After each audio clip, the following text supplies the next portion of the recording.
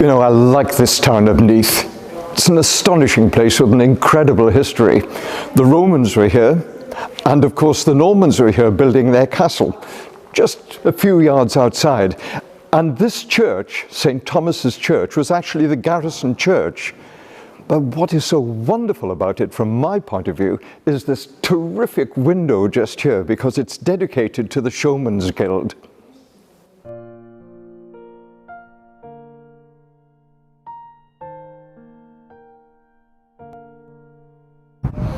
This town is full of interesting buildings, like this one, for instance, which houses the archives of the Neath Antiquarian Society. It was a building, as the plaque says, that was designed by Alfred Russel Wallace, who collaborated with Darwin. So this town is full of interesting people from history, but there's one in particular that I'd like to find out a little more about today, and that's Miss Elizabeth Davis. So with all the fascinating and interesting people and fascinating and interesting places here in this town of Neath throughout its long history, why Elizabeth Davis? Well, she interests me because she's quite an unusual character, the little that we know about her. She kept a lollipop shop here in Wyn Street, or Wine Street in Neath, in the early years of the 19th century. But what makes her stand out in my mind is that she wrote a 19-verse poem celebrating the opening of the Tennant, or as it was then known, the Neath Junction Canal. But what I think is really remarkable about her is that she was a first language Welsh speaker, and yet she was writing in English. Pretty incredible thing to do at that time. Elizabeth Davis's poem, its title is Lines on the Neath Junction Canal, but it's actually about the Tennant Canal, which is just here on my right-hand side, and then over on my left is the Neath Canal. And the reason it was then called the Neath Junction Canal, because just under the bridge behind me, that's where the two canals met. George Tennant must have been something of a character in building this quite amazing canal, which he finally opened in 1825 after having to overcome a lot of opposition. But the impact it had was quite substantial, because after all, it opened up the whole of the Neath Valley to the expanding port of Swansea. Elizabeth Davis put pen to paper and celebrated the event. Today, I'm going to seek out some of those places in and around Neath that she mentions. So let's begin here at Aberdillice with the opening verse of her wonderful epic poem. Oh, could I make verses with humour and wit, George Tennant Esquire's great genius to fit. From morn until evening I would sit down and tell and sing in the praise of Neath Junction Canal.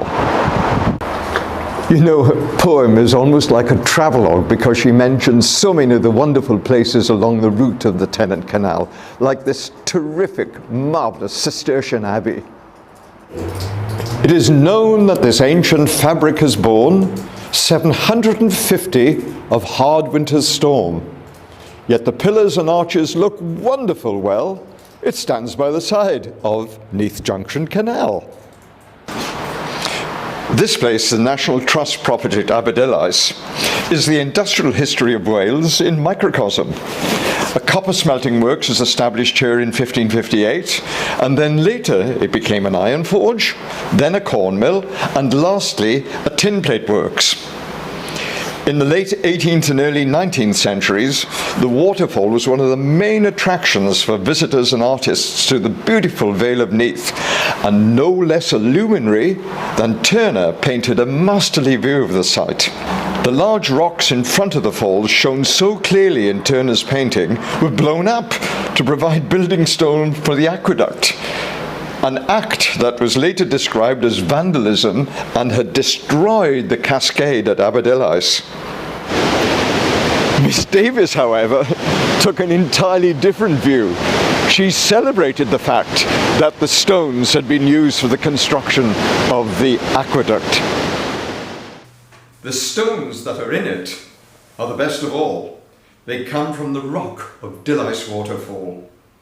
These stones of all others in strength do excel, to bear up the waters of Neath Junction Canal.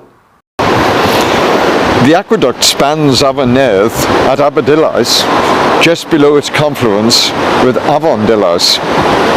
And Miss Elizabeth Davis couldn't let such a location pass by, because she wrote, "Where two crystal rivers in union do meet, the skill of the builder must be very great, all for to contend with torrents that swell by building the arches of Neath Junction Canal." Besides having to overcome local and political opposition to the construction of the canal, the actual physical construction of this wonderful inland waterway was something of a challenge for George Tennant and for his engineer, William Kirkhouse. And look at this wonderful piece of engineering just behind me, the aqueduct at Aberdillice. The work, it is finished and now is complete, without e'er a man with an accident meet. Though there was great danger, yet nobody fell by the building of the aqueduct of Neath Junction Canal.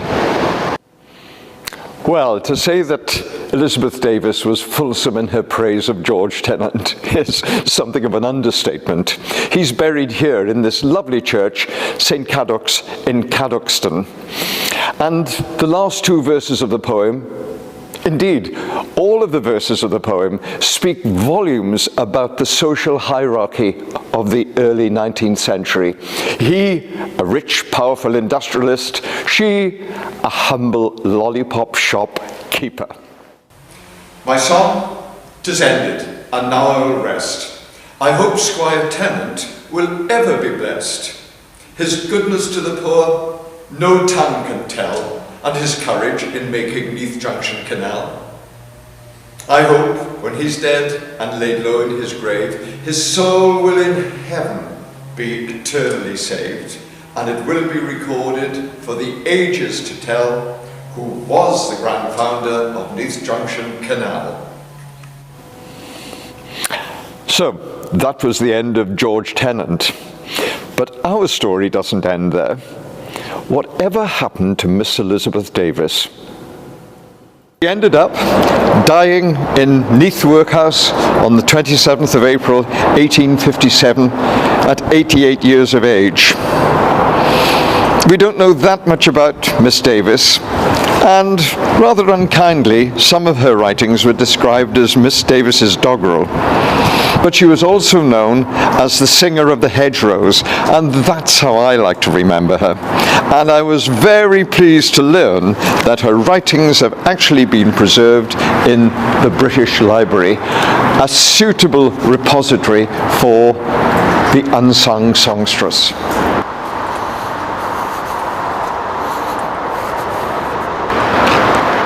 Well, as by now you've probably guessed that I have a very soft spot for Miss Elizabeth Davis. What a wonderful person she was. She sang the praises of notable people, notable events, various places in and around Neath. But how many people have actually sung her praises? Well, here's a little verse that we put together to celebrate Miss Elizabeth Davis. So, we have tried with all humour and wit a film to Elizabeth Davis to fit.